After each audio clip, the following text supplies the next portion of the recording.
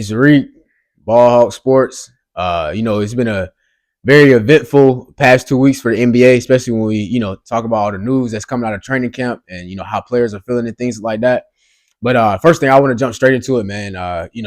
LeBron is out 3 to 4 weeks. I'm a Laker fan. I don't like this at all. I feel like when one of the leaders on the team or the second best player on the team should not, you don't want them to miss 3 to 4 weeks to start the season. You want as much camaraderie and chemistry that you can get with the new players on the team and new additions. And you need that, that leader that LeBron is and the second best player to be there in the locker room.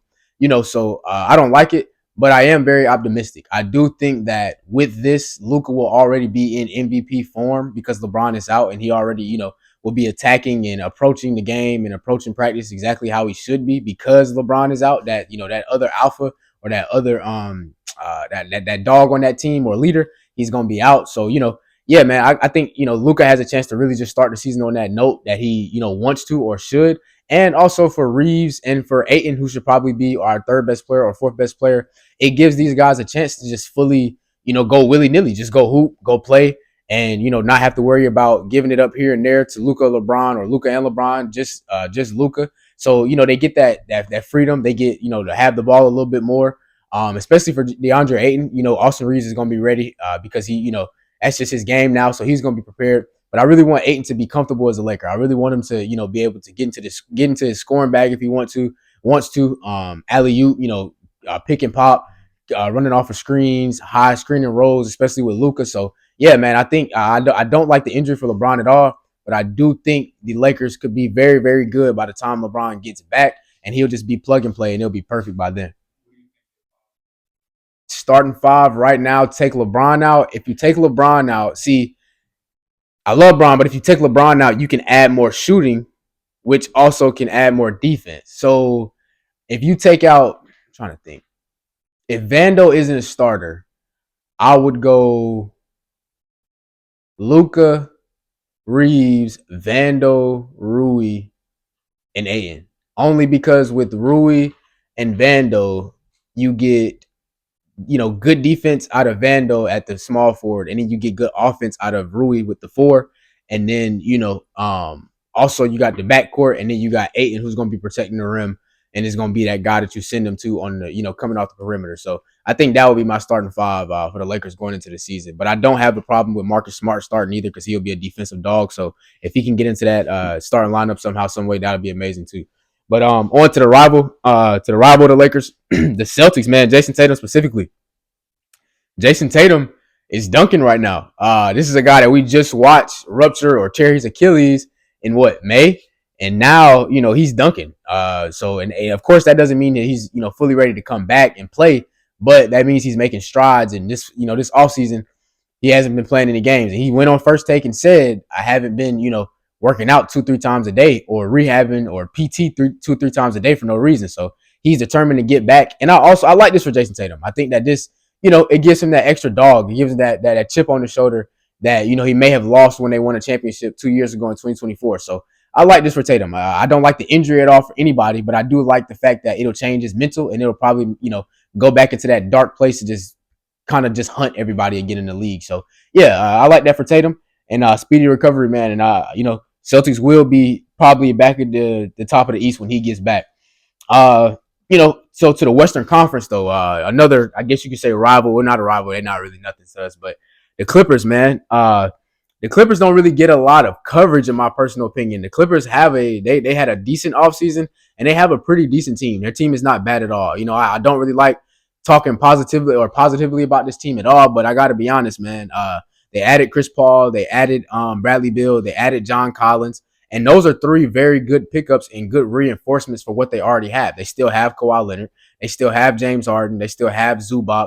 They still got Derrick Jones Jr. They still have a pretty good team and a pretty good rotation outside of the guys they added. But adding those guys was nothing but good reinforcements. And, I expect the Clippers to be either, in that top six towards the bottom or right in that play-in and, one of those play-in teams that can compete to knock somebody else that's a higher seed off. So,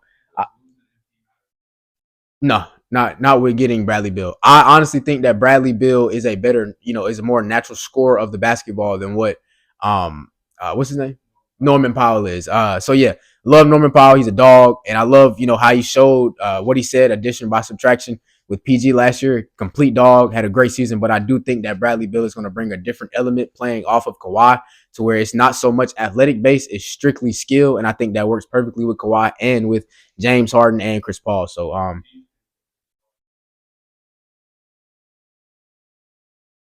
of course, they can get some punishment, but I'm gonna be honest. I don't think the Clippers are important enough to get a punishment. I think if they were the Lakers, if they were the Celtics, they were the Knicks, they would get a punishment. But I think the league really has to care about you to give you a punishment, and I don't think the league gives. I mean, they don't care that much about the Clippers, honestly. But yeah, man. Next, the Thunder. You know, of course, man. This is returning champions or the defending champions. The Thunder is right now probably just preseason slated as the best team in the NBA, which I would have no problem with. They are. But, I just want to talk about how even more scary the Thunder can get this year.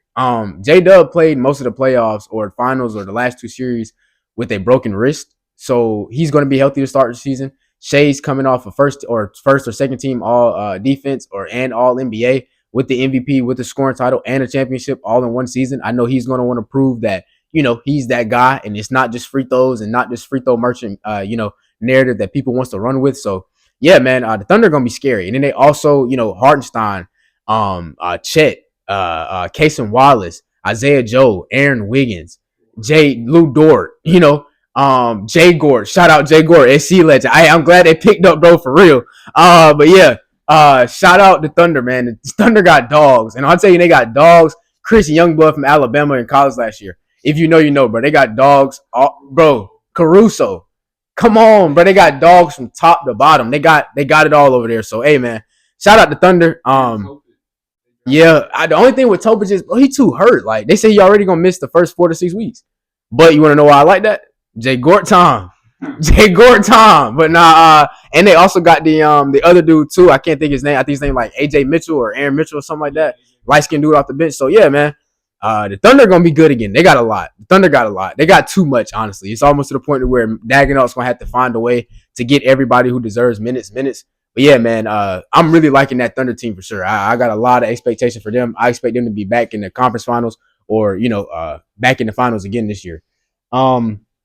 Next, man, also too, the Houston Rockets. And what's been going on with the Houston Rockets is Fred VanVleet recently has gotten hurt. He's tore his ACL, so he will not be playing he will miss the whole season. And I'm seeing a lot of speculation. People saying, should they go get a point guard? Should they sign Russell Westbrook? I think the Rockets are just fine. I think that's the reason that you go draft Reed Shepard 2 years ago, or a season, or a draft ago, and that's the reason that you have Amin Thompson. Amin Thompson is the ultimate Swiss Army knife. He's 6'7", elite athleticism, elite wing, 7-foot wingspan, can guard 1 through 4 effectively. So yeah, when I look at that, he's a natural point guard. He's a natural leader of the team. I know a lot of people watch when he played with the Rockets, or played for the Rockets in the playoffs. Man, he took over in a lot of situations to where Fred VanVleet had to be off the ball to score. He was, on the ball, making sure that everybody else was getting touches, and he was distributing the ball. So when I look at the Rockets, man, I think that I love VanVleet, but when I look at Amin Thompson or even a young Reed Shepard who's hungry, being the one for the team, but they might just go to a different level just because the hunger in these young guys is, just a little different. So I don't think the Rockets will be too much of off the expectation for them at all. I think they'll still be a great team this year, and they have a lot. They have a lot to cover for that. And even if they want to go sign a point guard, that'll be okay. But they got a lot over there, and I think they'll be just fine regardless. Yeah, I can't say championship bound because my Lakers are in the West and the Thunder in the West as well. But Western Conference Finals bound, I think they definitely are trying to get to that Western Conference Finals. And after that, maybe what I'm saying, depending on how that series goes. But they are definitely an elite threat in the West. They are not just a team that's just a good top six. No. They are a team that's trying to win right now, and they are that good to me.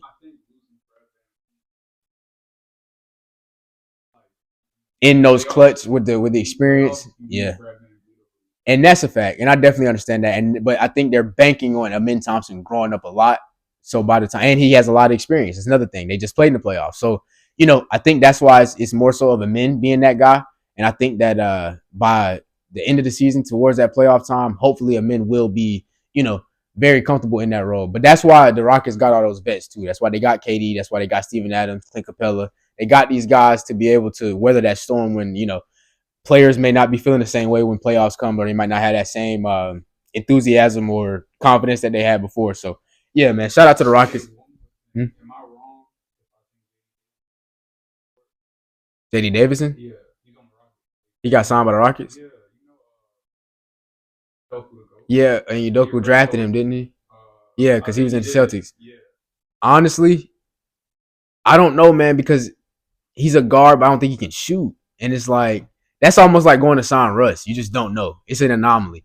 Can he get time for that team? Yeah, but I don't really see it right now. Just because they got a lot, and they got a lot of wings and guards, and that's probably what he'll be. So yeah, I don't know about JD Davidson as of right now for that team. But shout out Udoku going to pick up somebody who could have been out the league that he did draft before. Um, San Antonio Spurs, man. A lot of people I may not be seeing the mainstream media, but I do not see enough people talk about this team. The Spurs have a lot. When I look at the teams like OKC, when I look at the Rockets, when I look at the Spurs, they are building to where they have so much talent and depth at every spot on the team that it's almost like, bro, how can you beat this team when they have so many bodies and so many people to throw at you?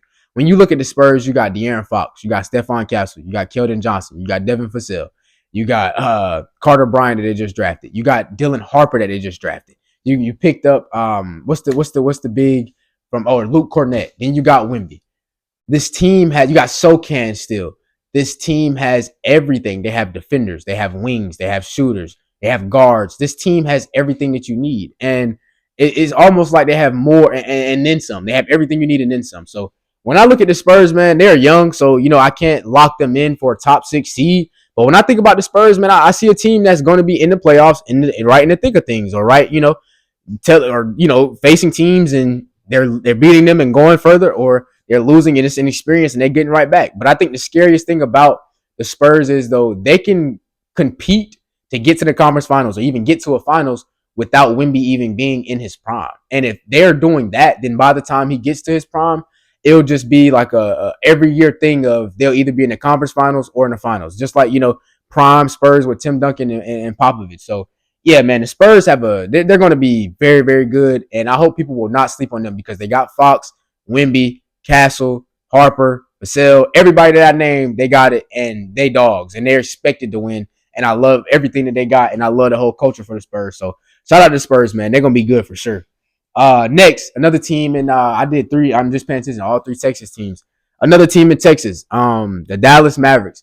Everybody may not feel how I feel about them. I don't think that the Mavericks will be exactly what a lot of people think they will be. I think getting off of Luka and all the narrative and stuff with Luka, I think a lot of people felt, oh, Flag is in here, AD, Kyrie, finals. But the realization is Kyrie won't be back until half of the season.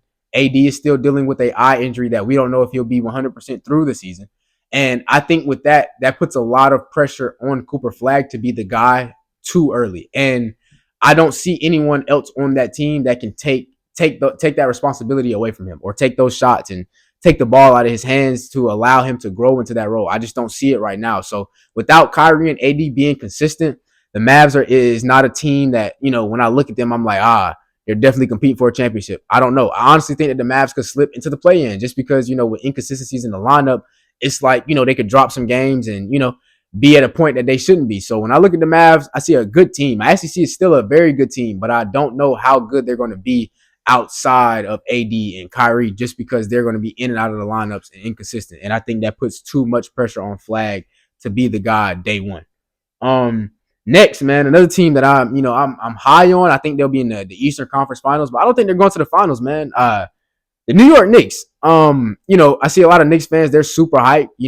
They're loving exactly what's going on with the Knicks in the offseason. They signed Yabusele. They signed Jordan Clarkson. They signed Dink Pate, who's a guy from the G League, who was a projected lottery pick 2 years ago. Mitchell Robinson is also off that bench. So, they made good signings, but when you really pay attention to the signings, one thing that we always question with guys coming from losing situations like Jordan Clarkson is how serious is he going to be in New York? And how good is he going to be and how effective, efficient is he going to be coming off that bench? With Malcolm Brogdon, he's, in and out for the last couple of years. He's been injured. So when it comes to him, it's almost like a question of it, can he be a consistent backup point guard if he's not available, you know? So I think it's a question mark when it comes to that bench for sure. I think Yabusele is good, but same thing with him. He had a grand opportunity last year because a lot of players were hurt. So would he have been the same Yabusele averaging about 12, 13 points if Embiid and if these other guys weren't injured? So yeah, man, I think the Knicks will be good, but I don't think they'll be this team that'll just be running through the East like that. I think that they still have to see teams like Detroit. They still have to see teams like Orlando, Atlanta, and I don't think it's going to be easy at all. I think that all those teams will give New York a run for their money because New York, I guess it's supposed to be the favorite right now to go to the finals out of the East. So yeah, man, what you about to say? New York, they kind of the first bad thing that they really really did was let go of Thibodeau because letting go of Thibodeau. Thibodeau had an identity defensively. He had them as a good defensive team, even with their two best players being being defensive liabilities. Uh, who are the players I'm talking about? Cat and Brunson. So with their two best players being defensive liabilities, he still hit it in a great way, in a great manner. With what's his name, man? He's coach Mike Brown. It's offense. His question mark is offense. So for me, it's when you remember the Kings 2 years ago when they played the Warriors in the first round and they looked like they were on up and coming, and all of a sudden they just started plummeting, didn't even make the playoffs next year. Bro, he focuses so much on defense that he takes away from the offense of his players. So, the Knicks scares me. And two, with Rick Brunson, he was a top assistant. Now he's not. What if, Jalen Brunson doesn't feel like he has that consistent voice in his ear that was his dad? What if he doesn't, feel as connected with his team or with his coach, without Thibodeau? Because Thibodeau did a lot for him and for his career and ran a lot of plays specifically for Brunson and the action that was coming off of the player and the gravity that Brunson had. So, yeah, man, excited to see the Knicks, excited to see what they're going to be and how they're going to play. But I don't think the Knicks are just going to be this overwhelming, team that's just going to be too good for the East, like how Boston was for these past 2 seasons, prior to the playoffs last season.